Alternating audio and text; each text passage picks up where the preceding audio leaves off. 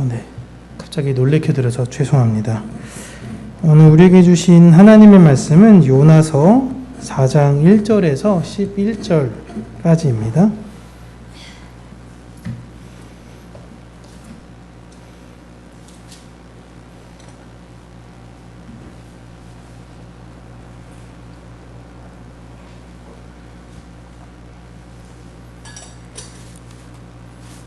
우리 함께 읽도록 하겠습니다. 요나가 매우 싫어하고 성내며 여호와께 기도하여 이르되 여호와여 내가 고국에 있을 때에 이러하겠다고 말씀하지 아니하였나이까. 그러므로 내가 빨리 다시스로 도망하여 싸우니 주께서는 은혜로우시며 자비로우시며 노하기를 더디하시며 이내가 크시사 뜻을 돌이켜 재앙을 내리지 아니하시는 하나님이신 줄을 내가 알았음이니이다. 여호와여 원하건대 이제 내 생명을 거두어 가소서. 사는 것보다 죽는 것이 내게 나음이니이다 하니 여호와께서 이르시되 내가 성내는 것이 옳으냐 하시니라. 요나가 성읍으로 나와서 그 성읍 동쪽에 앉아 거기서 자기를 위하여 초막을 짓고 그 성읍에 무슨 일이 일어나는가를 보려고 그 그늘 아래에 앉았더라. 하나님 여호와께서 박넝쿨을 예비하사 요나를 가리게 하셨으니 이는 그의 머리 위하여 그늘이 지게 하며 그의 괴로움을 면하게 하려 하심이었더라. 요나가 박넝쿨로 말미암아 크게 기뻐하였더니 하나님이 벌레를 예비하사 이튿날 새벽에 그 박넝쿨을 갉아먹게 하심에 시드니라. 해가 뜰 때에 하나님이 뜨거운 동풍을 예비하셨고 해는 요나의 머리에 쪼임에 요나가 혼미하여 스스로 죽기를 구하여 이르되 사는 것보다 죽는 것이 내게 나으니이다 하니라.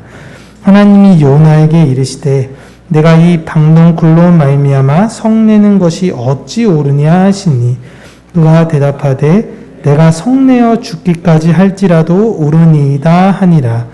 여호와께서 이르시되 내가 수고도 아니하였고 재배도 아니하였고 하룻밤에 났다가 하룻밤에 말라버린 이 박넝쿨을 아꼈거든. 이 큰 성읍 니느웨에는 좌우를 분별하지 못하는 자가 12만여 명이요 가축도 많이 있나니 내가 어찌 아끼지 아니하겠느냐 하시니라. 아멘. 오늘은 하나님의 전적 은혜에 대해서 우리가 함께 하나님의 말씀을 나누도록 하겠습니다. 하나님께서 니느웨를 향한 구원이 이 요나서의 만약에 핵심이었다면 요나서는 3장에서 마무리하면 참 좋아 보입니다. 3장 10절에 하나님이 그들을 행한 것 곧 그 악한 길에서 돌이켜 떠난 것을 보시고 하나님이 뜻을 돌이키사 그들에게 내리라고 말씀하신 재앙을 내리지 아니하시니라 하고 끝나면 참 좋아요. 그렇지만 굳이 이야기가 다 끝나는 것도 같지 않게 내용을 지금 4장에서 마무리하는 이유는 하나님의 목적이 이방인의 구원과 더불어 하나님의 백성에게 회개가 무엇인지를 올바르게 가르치시려는 것입니다. 이 두 가지 하나님 백성의 회개와 이방인의 구원, 이것이 바로 요나의 표적이에요. 예수님께서 보이신 그 요나의 표적이 바로 하나님을 믿는 자들은 날마다 하나님께 회개하며 나아가는 것과 하나님은 그들을 통해 이방을 구원하신다라는 것입니다. 그리고 예수님께서 자신의 백성들의 죄를 담당하시고 죽으심으로 하나님을 향한 회개를 우리가 이루지 못하는 걸 완성하셨어요. 그리고 그렇게 그의 옆구리가 찢어지심으로 교회라는 이방인, 우리들에게 그 구원의 길이 완전히 열리게 되었습니다. 그렇게 예수님은 유대인과 이방인 사이에 있는 율법이라는 담을 허무셨어요.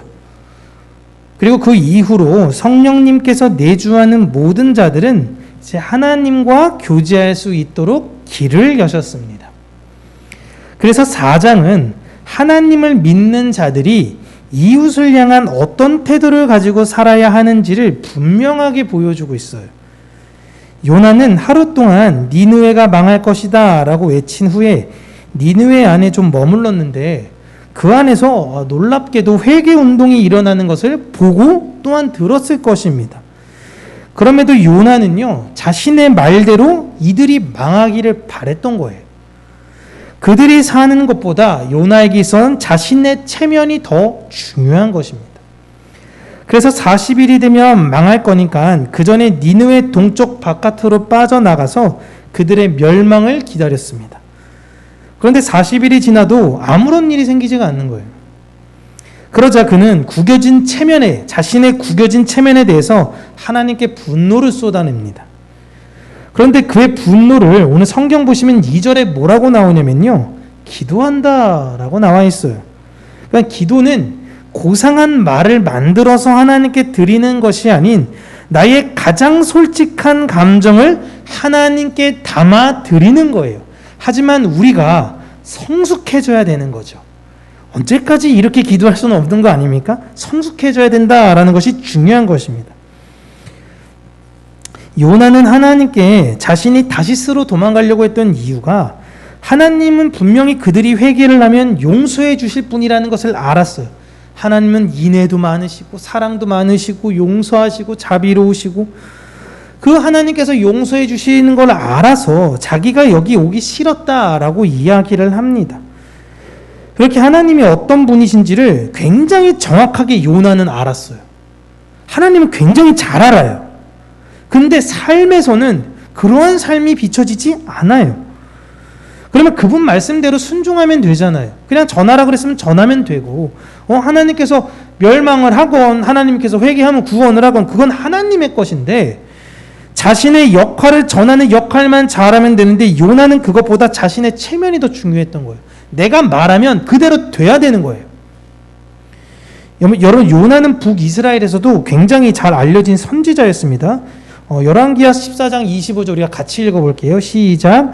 이스라엘의 하나님 여호와께서 그의 종 가드에벨 아미떼의 아들 선지자 요나를 통하여 하신 말씀과 같이 여로보암이 이스라엘 영토를 회복하되 하맛 어귀에서부터 아라바 바다까지 하였으니. 아멘. 이스라엘의 영토를 어디서부터 어디까지 정해줄 것이다라는 걸 요나 선지자를 통해서 말씀을 하셨습니다. 그리고 그대로 이루어졌죠. 그렇기 때문에 여러분, 요나의 명성은 당시 꽤나 높았을 겁니다. 진짜 요나 선지자 말대로 됐네? 그는 진짜 참 선지자다라는 칭호를 들었을 거예요. 그렇게 쌓아 올린 자신의 명성이 지금 니느웨에서 하루아침에 무너진다라고 생각하니까 참을 수가 없었던 것입니다.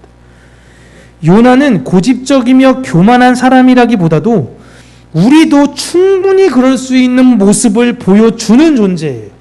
하나님을 신앙적으로 잘 믿는다라고 하면서 알고 보면 내 안에 내 명성이 더 중요한 분들이 많다라는 것입니다.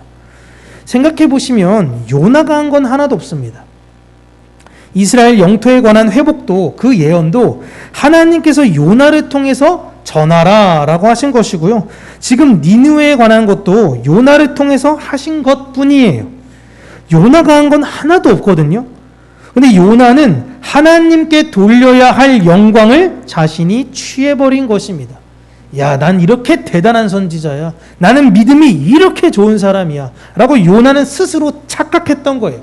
내가 이렇게 하니 하나님이 나에게 복 주셨어. 이렇게 하니 하나님께서 나에게 말씀하셨어. 그걸 하나님께서 박살내시는 겁니다. 그러니까 지금 요나가 화가 난 거예요. 그러니까. 그리고 다시 장면이 이제 전환이 되는데요. 요나가 성읍을 나갔던 이제 장면이 5절부터 이제 나옵니다. 시간의 순서가 좀 바뀐 건데요. 이 요나는 회상신을 보이면서 열린 결말로 끝나는 드라마라고 생각하시면 돼요.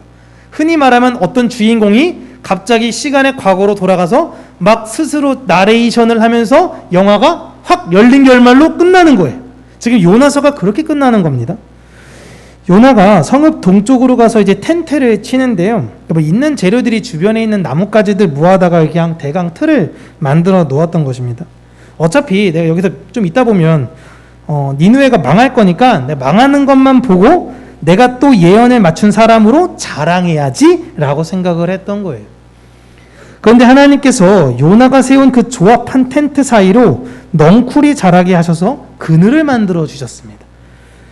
그래서 요나는 이 박넝쿨로 그늘이 생기자 너무 좋아해요. 다행이다. 이야, 나는 뭐가 풀리네. 라고 생각하는 거예요. 그런데 이것이 여러분 우연이 아니라 오늘 본문 보시면 하나님께서 박넝쿨을 예비하셨다라고 말씀하시죠. 그러니까 이게 무슨 말이냐면 요나가 텐트를 치기 전부터 하나님께서 그 자리에 박넝쿨을 먼저 준비하신 거예요. 그건 더 시간을 거슬러 올라가면 요나가 폭풍을 만나기 이전에, 요나가 물고기 안에 잡혀먹기 전에, 니느웨로 오기 전에 이 하나님께서 이 박넝쿨을 먼저 준비하신 것이다라는 겁니다. 그런데 다음날 하나님께서 벌레를 통해서 그 박넝쿨을 다 갉아먹게 하셨어요. 시들어 버립니다. 그리고 해가 뜨면서 아주 더운 바람도 준비하셔서 이제 해까지 이제 장렬하게 내려쬐니까 요나가 너무 힘든 거예요. 그래서 다시 하나님께 그냥 죽여주세요 라고 이야기를 하죠. 요나를 보시면 여러분 이게 그냥 되게 습관입니다. 그냥 뭐 나는 하나님 믿는 사람이야 하면서 막 그냥 이방인, 내가 죽으면 해결될 거야 막 이런 식으로 너무 교만했던 사람이에요. 삶의 태도가 아주 자기 멋대로예요. 그런데 그 벌레도 뜨거운 동풍도 햇볕도 다 하나님이 예비하셨다라는 겁니다. 이게 핵심이에요. 하나님은 요나에게 무언가를 알려주시려고 했던 거예요. 물론 니느웨를 구하려고 했던 거죠. 하지만 요나를 통해 무언가 하나님의 백성들에게 알려주시려고 했던 것이, 이것을 우리의 삶으로 가져오시면 우리의 삶의 고난은 여러분 우연히 발생되는 것이 아니라 하나님의 완전한 계획 속에 있다라는 것입니다. 그 안에서 하나님이 진짜 원하시는 건 내가 성내고 이럴 수 있어요. 근데 내가 깨닫기를 원하시는 거예요.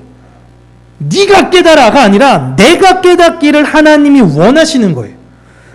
그런데 요나는 그것을 알지 못하니까 하나님께 분노를 쏟아내는 겁니다. 내 팔자야. 이게 뭐야. 내 명예가. 그냥 죽여주세요. 쪽팔려서 못 살겠어요. 그런 겁니다.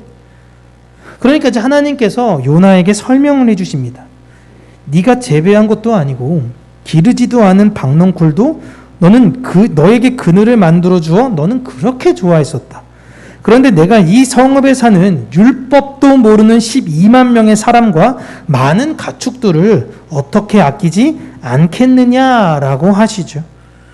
많은 사람들이 그 안에 있는데 그들은 율법이 없어서 어떤 길이 정의로운지 어떤 길이 옳은 길인지를 모르는 사람들인데 내가 이렇게 모르는 사람들도 아낀다는 거예요, 하나님이. 근데 율법에 있어 어느 길로 가야 하는지 너희들은 분명히 아는데 어떻게 너희들은 그 길을 가지 않을 수 있냐라는 이스라엘을 향한 질문과 오늘날 우리를 향한 질문을 하나님께서 던지시는 거예요. 너 진짜 하나님 앞에 겸비하며 회개하고 나아가고 있어? 라는 거예요.